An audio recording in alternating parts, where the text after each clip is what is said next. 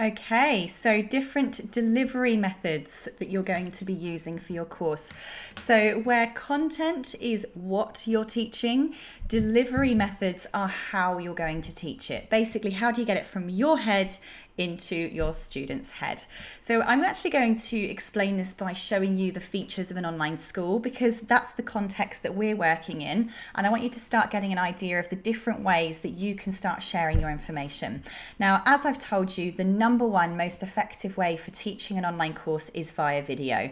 Human beings connect best with human beings. They understand, they listen, they engage better when they can look into another human being's eyes and they can see their facial expressions, they can see the movement, they can see the mouth talking. So my recommendation for all of your training content is to do talking head videos in conjunction with a screencast. So either you've got PowerPoint slides up behind you, or you've got your screen that you're showing at the same time.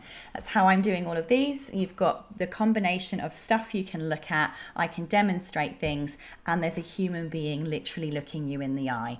And it's important to note that as I'm teaching, I'm not looking at my computer screen too much. I'm looking into the lens of the camera, so that for you, your experience is that I'm eyeballing you, which gives you that better level of connection with your students. But right now, I just want to give you a really quick overview so that you've got a picture in your head of the different types of things you can create. So this is a screenshot of, at the moment, all the different lesson types that you can create in Thinkific. You can have videos, you can have quizzes, you can have something called multimedia. I'll explain that in a second. You can have text lessons, surveys, PDF documents, audio files, downloadable documents, presentations, exams, assignments, and discussion areas. But as a really brief overview, let me explain. A video lesson is quite literally what it sounds like. It's a video. You film your video, you save your video, and you upload it. And inside the online school, that is literally all that will show to the student is the video, and that's it. A quiz, straightforward, it explains itself. You can actually go inside Thinkific and create quizzes. So it's a fun way to maybe get people to test their knowledge at the end of a module, for example, and you build that directly in the Thinkific platform. My suggestion is if you're going to do quizzes, I prefer to use Google Forms, because Google Forms does have a quiz feature. And the reason why is because then that quiz can be used anywhere else. If you build the quiz inside Thinkific or inside your learning management system, whichever one you use, it can only be used in that lesson. And if Thinkific was to shut down tomorrow, you're going to lose all that stuff. You're going to lose all the data. You're going to lose everything that's been entered in. So I prefer to just do things in Google Docs, because then it can be used anywhere else. You have what's called a multimedia lesson. Now, a multimedia lesson is basically it's a lesson where you simply paste a web URL. And that web URL will then show up literally inside your online school. It will show up inside the course. So you don't have to send students outside of your learning area if you want to show them external websites. So for instance, a URL might be you want to share YouTube videos. So you can just take the URL of the YouTube video and put it into a multimedia lesson, and they can watch that YouTube video on YouTube, but inside your online course. So you're not sending them out of the course area and letting them get distracted. Perhaps there's a web page you want them to look at. Perhaps there is, a Google form, a survey that you want them to fill in. This is where you would use a multimedia lesson so that they stay inside the course. Text lessons. Now, these are one of the most versatile types of lessons and one of the ones that I most prefer. And the reason why is because it's not just text. A text lesson enables you to add videos. It enables you to add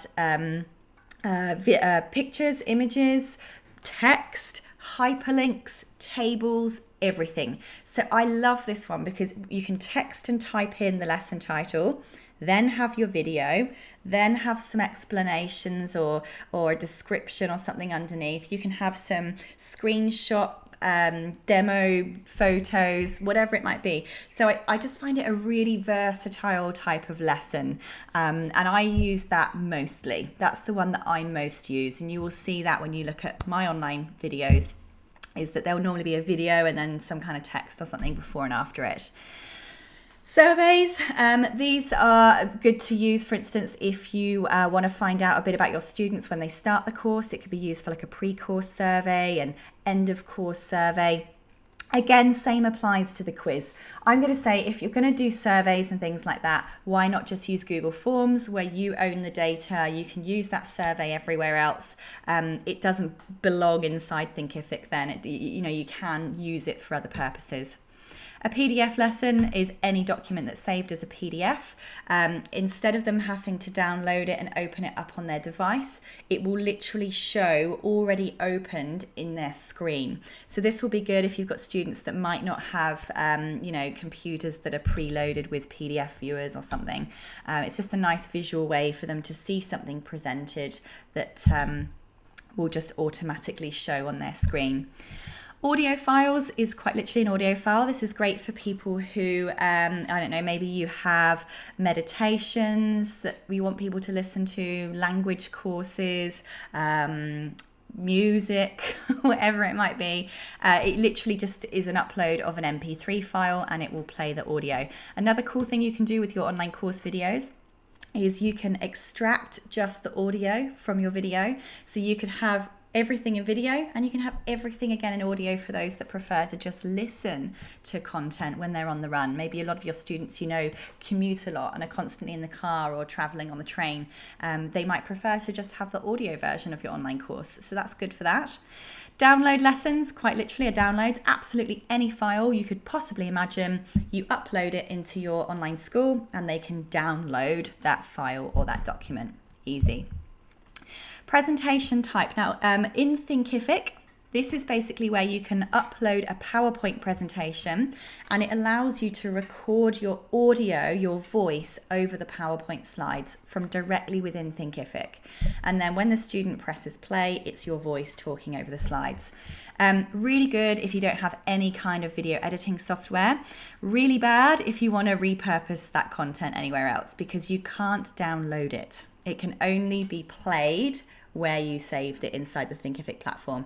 So I always say, look, I prefer that you just get yourself some video editing software so that you can do that and save it as an MP4 file and then you can reuse that recording anywhere else. Exams are when you make tests that have to have right or wrong answers. Basically, this connects with an external tool called Brilliant, which is basically like a licensed exam software. So this is good if you're doing accredited training.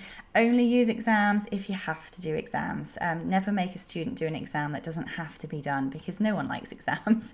So this is only for those of you that are doing sort of credit-based or accredited training.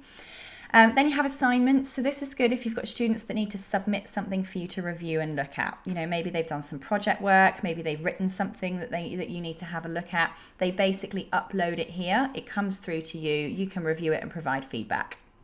And then discussion areas, you press the discuss button or the discuss lecture and that enables you to create discussions. So there is an overview there of all the different types of ways that you can teach your content and how you can use your online learning area to deliver your content. So I hope that gives you some ideas.